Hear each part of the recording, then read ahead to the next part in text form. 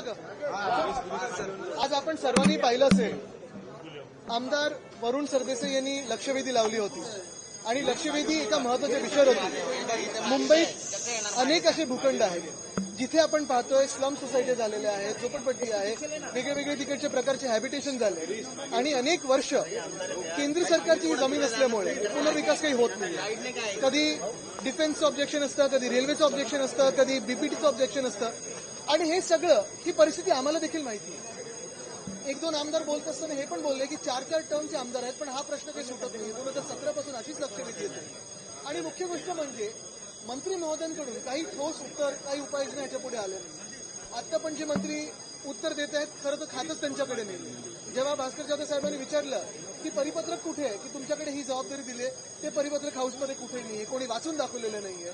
नगर विकास मंत्री कुठे आहेत हे कोणाला माहिती नाहीये. मग प्रश्न हाच राहतो की आम्ही जनतेतून आलेलो आमदार आहेत, भाजपचे आहेत, शिवसेनेचे आहेत, काँग्रेसचे सगळे आहेत. असं पाहिलं असेल दोन्ही बाजूच्या आमदारांनी हाच प्रश्न विचारला की पुनर्विकास या लोकांचा कधी होणार, जी डिफेन्स लँडवर आहे, जी रेल्वे लँडवर आहे. नुसतं थातूर उत्तर द्यायचं, हमरातुमरीवर यायचं, 19 ते 22 काय झालं, अरे तुम्ही पण त्याच मंत्रिमंडळात होतात, निर्लज्जपणे काय उत्तर देता तुम्ही असं? आम्ही कुठेही राजकारण न करत असताना आम्ही काय सांगितलं होतं की मुख्यमंत्री महोदयांनी लवकर बैठक घ्यावी आणि ठोस उपाययोजना याच्यावर करावी. मग आमचं तुमचं ह्यावेळी त्यावेळी काढण्याची काय गरज होती? आणि ह्याच्यावरनं आपण पाहतोय सगळे चिडले आणि हा वेलमध्ये आलेले. पण कुठे ना कुठेतरी सत्ताधारी पक्षातून खास करून एशियनची गटाने सिरियसनेस दाखवायचा. मुख्यमंत्री महोदय स्वतः येऊन उत्तरं देत असतील, लक्षवेधींची उत्तर देत असतील, प्रश्नोत्तराच्या तासात येत असतील, मग एशियनची गट एवढं नॉन सिरियस काय? हे विधान भवन का त्यांना मजा मस्ती वाटते का, मस्करी वाटते का गायब होतात ते? एका ठिकाणी पाहता तुम्ही अश्लील प्रकारे बनियन चड्डीमध्ये चड्डी बनियन गँग फिरते, बुक्काबाजी करते, पण जनतेच्या प्रश्नाला उत्तर द्यायला तयार नाहीये. काय सगळा घोळ होतो?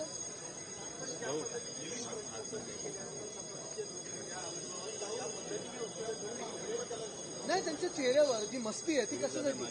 इथे काय तुम्ही टाइमपास करायला आलात? आम्ही आमदार आहोत, पक्ष न बघता त्यांनी उत्तर दिलं पाहिजे आणि आम्हीच नाही तर त्यांच्या देखील सत्ताधारी पक्षातल्या लोकांनी विचारलंय. एक सन्मान्य सदस्य बोलतो 4 टर्म ते इथे येतात आणि तो प्रश्न सुटला नाहीये. थोडी तरी सिरियसनेस असायला पाहिजे.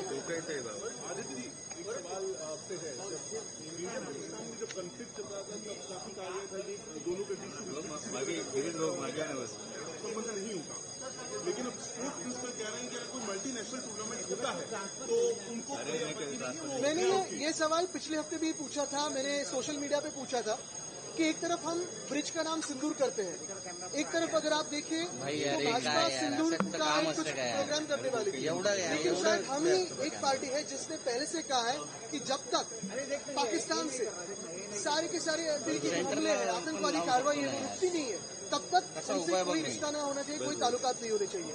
लेकिन क्या वही भाजपा आज जो सिंदूर का नाम सब जगह देने की कोशिश कर रही है, राजनीति करने की कोशिश कर रही है, ठीक है, इससे कि जो स्पोर्ट्स मिनिस्टर उन्हीं के पार्टी के, उन्हीं की सरकार के कह रहे हैं कि हॉकी खेलेंगे पाकिस्तान के साथ, वही भाजपा के लोग कहते हैं क्रिकेट खेलेंगे पाकिस्तान के साथ.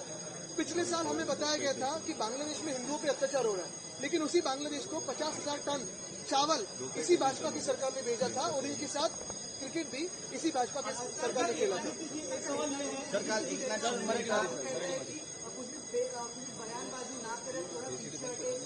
मीडियापासून लांब राहण्याचा कान पिछले मराठीत बोला.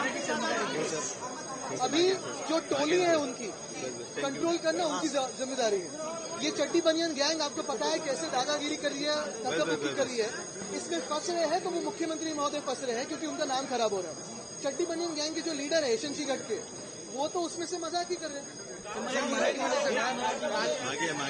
मराठीत म्हणजे हेच आहे, कुठच्याही भाषेत चड्डी बनियन गँगला काही समजलं नाही. जशा प्रकारे ते मस्ती मास दाखवतात सगळीकडे आपण पाहताय, याच्यात नाव मुख्यमंत्री महोदयांचं खराब होतं. मी काय म्हणूनच कौतुक केलं मुख्यमंत्र्यांचं की सहनशीलता खूप दाखवली. आता कारवाई होणं गरजेचं. सोन्याच्या भावामध्ये